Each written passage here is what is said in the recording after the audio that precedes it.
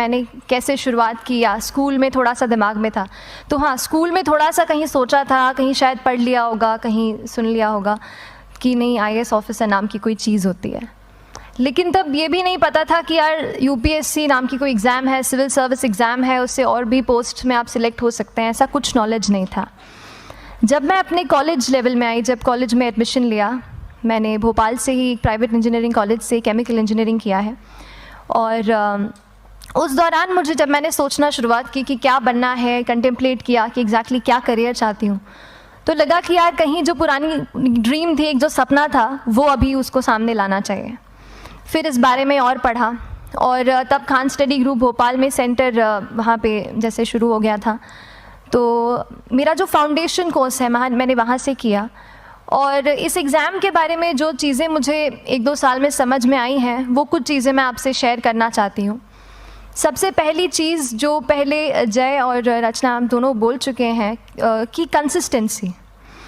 आप अगर दिन में, कई बार हमसे सवाल पूछते हैं कि आप कितने घंटे पढ़ाई करते हैं, तो देखिए घंटे मैटर नहीं करते। कोई 17-18 घंटे हमें नहीं पढ़ना है, इतना हम पढ़ भी नहीं सकते। एक दिन पढ़ सकते हैं, दूसरे दिन नहीं पढ़ पाएंगे। 5 से 6 घंटे ही आपको देने हैं या उतने निकालने हैं, पर वो जो वक्त आप अपनी पढ़ाई को देते हो, वो कंसिस्टेंटली आपको रोज़ उतना ही अपने पढ़ाई को देना है। Consistency is the key, that is the first and the most important thing जो आपको ध्यान में रखनी है। दूसरी चीज़ इस एग्ज़ाम में मुझे लगता है इक्वली इम्पॉर्टेंट है, क्योंकि ये जर्नी लंबी होती है। जैसे एग्ज़ाम ही 1 साल तक चलती है, आप प्रीलिम्स देते हैं, फिर आप मेंस देते हैं, आप इंटरव्यू में जाते हैं पर्सनालिटी टेस्ट के लिए, तो एग्ज़ाम 1 साल तक खुद चलती है। उसके पहले मान लीजिए आप 1-1.5-2 साल पहले से प्रिपेयर कर रहे हो, तो ये जर्नी काफ़ी लंबी रहती है। उस जर्नी में मेंटली अपने आप को मोटिवेट रखना, अपने आप को बूस्ट करते रहना, वो भी इक्वली इम्पॉर्टेंट है। और इसीलिए अपने आप पर भरोसा बेहद ज़रूरी है। You need to have a faith in yourself कि अगर आपने इसमें कदम रखा है, अगर आपने सोचा है कि आप सिविल सर्विस एग्ज़ाम देना चाहते हैं और देंगे, तो आपको ये ठान के उसमें जाना है कि हाँ, मैं ये कर सकता या कर सकती हूँ। ये एक अपना मोटिवेशन, अपने साथ एक फेथ, बिलीफ अपने ऊपर आपको हमेशा रखना है। कमिंग टू प्रेपरेशन की कैसे तैयारी करनी है, बहुत सारी बातें आप सुन चुके हैं कि आंसर राइटिंग में कैसे करना होता है, आंसर राइटिंग का स्ट्रक्चर कैसा होना चाहिए। तो मैं शुरू में सबसे पहले ये कहूँगी कि मेरे प्रिपरेशन का बेस 2 चीज़ें रहीं। पहला था करंट अफेयर्स। करंट अफेयर्स इसलिए मैंने उसी से शुरुआत की क्योंकि करंट अफेयर्स सबसे इंटरेस्टिंग पार्ट होता है।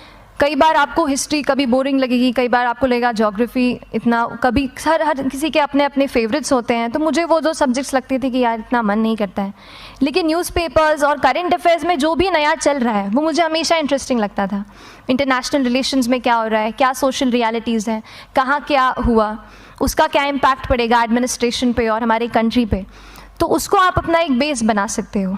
आप करंट अफेयर्स बेस्ड प्रिपरेशन कर सकते हैं, इसलिए भी क्योंकि अगर आप मेंस एग्ज़ाम देखेंगे तो काफ़ी डायनामिज्म आ गया है, केवल प्रीलिम्स में नहीं बल्कि जनरल स्टडीज़ पेपर 2, पेपर 3 में भी आप देखेंगे कई सारे ऐसे सवाल हैं जो करंट इवेंट से इंस्पायर्ड होते हैं, उन पे बेस्ड रहते हैं। तो जब आप न्यूज़पेपर बेस्ड, करंट बेस्ड पढ़ाई करते हैं तो वो आपका प्रिपरेशन वहाँ से भी कवर हो सकता है। दूसरी जो चीज़ मैंने जिस पे बहुत फोकस किया वो थी आंसर राइटिंग। तो आंसर राइटिंग का जैसे खान सर बता रहे थे कि आंसर राइटिंग की प्रैक्टिस बहुत की, तो उसके पीछे मेरा ये था कि जब मैं हमेशा प्रीलिम्स का कोई भी पेपर टेस्ट देती थी, हम मॉक टेस्ट देते हैं, तो मॉक टेस्ट देती थी तो हमेशा मेरे मार्क्स करीब 90 to 110, 120, इससे ऊपर मेरे कभी मार्क्स नहीं जाते थे। तो मुझे हमेशा ये डर था कि यार प्रीलिम्स में कहीं मेरा कुछ, क्योंकि कट ऑफ भी इसी कुछ रेंज में जाता है, तो हमेशा लगता था कि यार कुछ गड़बड़ यहाँ ना हो जाए।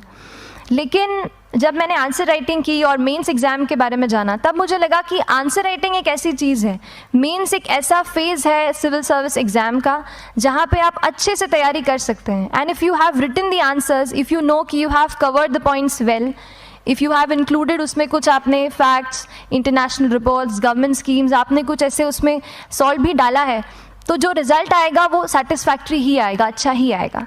तो मेंस एक ऐसा पार्ट है जिस पे आप काफ़ी बैंक ऑन कर सकते हो। मैं जब पर्सनालिटी टेस्ट भी मैंने दिया, तो इस बार भी आप नंबर्स देखेंगे तो आसपास की रैंक के हिसाब से मेरे नंबर्स उसमें कम हैं, लेकिन it is just the general studies and the answer writing part, जो मेंस के जो वो है मार्क्स हैं या मेंस का जो एक फैक्टर रहा, वो मेरे लिए सबसे ज़्यादा इंपॉर्टेंट डिसाइडिंग फैक्टर रहा है। तो अपना एक्सपीरियंस यही बताऊंगी कि आंसर राइटिंग पे आप विशेष फोकस कीजिए। जैसा स्ट्रक्चर आपको बता ही चुके हैं कि इंट्रोडक्शन में कैसे आपको शॉर्ट रखना है, बॉडी एंड देन कंक्लूजन, उसमें छोटी चीज़ जैसे मैं अभी मेंशन कर रही थी, आप एक इंश्योर कीजिए कि देखिए जो भी एग्जामिनर आपकी कॉपी चेक कर रहे हैं वो दिन में 10, 15, 20 कॉपीज़ चेक कर रहे हैं, तो उन सब से आपको अलग कैसे आप अपनी कॉपी दिखा सकते हो, ये चीज़ आपका प्रेजेंटेशन और आप जिस तरीके से आंसर लिखते हो कंटेंट को, वो मैटर करेगा। आप इंश्योर कर सकते हैं कि आपके आंसर में कुछ फैक्ट्स, गवर्नमेंट की स्कीम्स, कुछ कमिटीज़ बैठती हैं, जैसे एक प्रिवेसी पे जस्टिस BN श्रीकृष्णा कमेटी की रिपोर्ट आई है, तो आप मान लीजिए आपको कोई प्रिवेसी पे सवाल आ गया तो आपने उन कमेटी का नाम कोट कर दिया। ऐसे बहुत सारी कमिटीज़ होती हैं। कुछ इंटरनेशनल रिपोर्ट्स आते हैं, वो आप उनको इनके बारे में लिख सकते हैं। इंडिया का मैप आप बना सकते हैं। मैंने सीख लिया था कि 10-15 सेकेंड्स में कैसे जल्दी से मैप बनाना है और उस पर कैसे पॉइंट कुछ करना है, कुछ लोकेट करना है। तो ये कुछ ऐसी चीज़ें हैं जो आपके आंसर्स को एनरिच करेंगी और प्रेजेंटेबल बनाएंगी। तो इस तरीके से आंसर्स पे जैसे हम क्लास करते हैं, लेकिन उसके साथ साथ आपको ये कोशिश करनी है कि 1 से 2 आंसर पर डे आपको ज़रूर लिखने ही लिखने हैं, apart from the test series that you are doing. Answer writing से 2-3 चीज़ें होती हैं, ना केवल हमारी एक लिखने का हमें समझ आता है हम क्या लिखते हैं कैसा है, पर हमारा कॉम्प्रिहेंशन भी इम्प्रूव होता है। हमें कितना समझ में आया वो भी हमें खुद समझ आता है जब हम आंसर्स लिखते हैं। और इसीलिए आंसर राइटिंग पे आप फोकस कीजिए, 1 से 2 आंसर ज़रूर लिखिए। और आंसर राइटिंग के बाद the third pillar of my preparation जो काफ़ी इंपॉर्टेंट जिसने रोल प्ले किया, that was tests and test series and mocks. देखिए हम पढ़ रहे हैं यहाँ पर, I will also come to the point कि हम कैसे दिल्ली, भोपाल और इंदौर में प्रिपेयर करके बिना दिल्ली जाए हम कैसे कर सकते हैं, I will come to that point. पर उसके पहले टेस्ट की थोड़ी बात कर लेती हूँ कि टेस्ट देना क्यों ज़रूरी है। हम ये जो एग्ज़ाम दे रहे हैं सिविल सर्विस की, एक ऑल इंडिया लेवल एग्ज़ाम है and this cut throat competition. तो उसके लिए आप केवल पढ़ते रहें, सारी बुक्स, मटेरियल्स, स्टैंडर्ड ये करंट का सब पढ़ लें, लेकिन अगर आप ये नहीं जज कर पाए कि आपका क्या लेवल है at an all India level, तो चीज़ें समझ में आप नहीं, मतलब आप आगे नहीं बढ़ पाएंगे या सही डायरेक्शन नहीं पकड़ पाएंगे।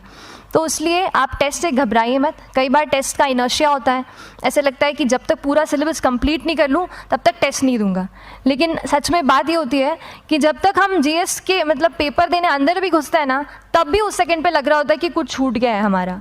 तो ये चीज़ होगी ही, इसीलिए ये मैं कभी मत सोचिए कि जब तक पूरा सिलेबस नहीं कर लूँ टेस्ट नहीं दूंगा। जैसे आपका एक थोड़ा बेस बन जाता है प्रिपरेशन का, आप टेस्ट दीजिए, चाहे वो प्रीलिम्स का MCQ का टेस्ट हो या मेंस का राइटिंग स्किल की प्रैक्टिस हो, टेस्ट पे आप फोकस कीजिए।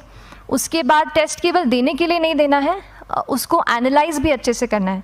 When you get the answer hints, when you get the answer keys, analyse properly कि आपकी क्या गलती हुई है और उससे भी सीखने की कोशिश कीजिए कि क्या कुछ नया मुझे इस टेस्ट पेपर से या इस आंसर कॉपी से मिल सकता है। तो इस तरह से टेस्ट पे भी आप फोकस कीजिए। And I will come lastly to the point कि जब मैंने प्रिपरेशन शुरू की थी अपने कॉलेज के 2nd ईयर 3rd ईयर आते आते, तो मन में बहुत सारे फियर्स थे। मैं भी एक नॉर्मल फैमिली से हूँ, मेरे फैमिली में किसी ने आज तक सिविल सर्विस का पेपर भी नहीं लिखा था, तो मन में बहुत सारे फियर्स थे, डाउट्स थे, क्या होगा, कैसे होगा। तो हो सकता है आपके मन में भी ऐसा हो। और हम जैसे यहाँ रहते हैं, हम सोचते हैं कि दिल्ली जाना तो सबसे ज़रूरी है, उसके बिना तो ये एग्ज़ाम हो ही नहीं सकती। तो उस पर मैं एक चीज़ बताना चाहूँगी कि जैसे KSG जैसे इंस्टीट्यूट हैं, जो फैकल्टी भी हमें वही मिलती है जो दिल्ली में पढ़ा रहे हैं, तो ये एक बहुत पॉजिटिव पॉइंट है कि क्वालिटी का कोई दिक्कत नहीं आएगी। बस एक चीज़ है, आप ज्वाइन करते हैं class, that will only provide you a direction. वो आपका रास्ता दिखा सकते हैं आपको कि इस रास्ते पर आपको चलना है, लेकिन चलना उस रास्ते पे आपको खुद है। You have to work on your own. कभी ये मत सोचिए कि मैं वहाँ नहीं जा पा रहा हूँ तो नहीं हो सकता, यहाँ है, तो हम एक्सक्यूज़ेस बनाते हैं, कई बार चैलेंजेस आते हैं। तो मैंने कॉलेज के साथ प्रिपरेशन की, तो उसमें भी काफ़ी दिक्कत आती थी। कभी कभार कॉलेज की एग्ज़ाम होती थी तो इसमें मैं अपना उतना वक्त नहीं दे पाती थी। तो उस मोमेंट पे फिर प्लानिंग ने मुझे बहुत हेल्प किया कि हम किस तरीके से अपने कॉलेज के एग्ज़ाम के लिए प्लान कर लें। जैसे मैंने इंजीनियरिंग की है और मुझे पता है कि हम इंजीनियर्स 1 महीने से ज़्यादा पहले से पढ़ते नहीं हैं। पढ़ते हैं क्या? तो वो चीज़ आप ध्यान रख सकते हो, उसको अपना स्ट्रॉन्ग पॉइंट बना सकते हो। 1 से 1.5 महीना जब exam is approaching, I use to plan my entire syllabus का प्रिंट आउट निकाल के I use to make my notes, उस तरीके से उसको मैं उसको संभाल लेती थी। तो whenever you are managing those things together, focus on planning, किस तरीके से आप एक माइक्रो प्लान बनाएं, अपना डेली एक प्लान बनाएं, वीकली टारगेट सेट करें और एक ब्रॉड विजन दिमाग में रखें कि ब्रॉडली आप मंथ्स में क्या कवर करने वाले हैं।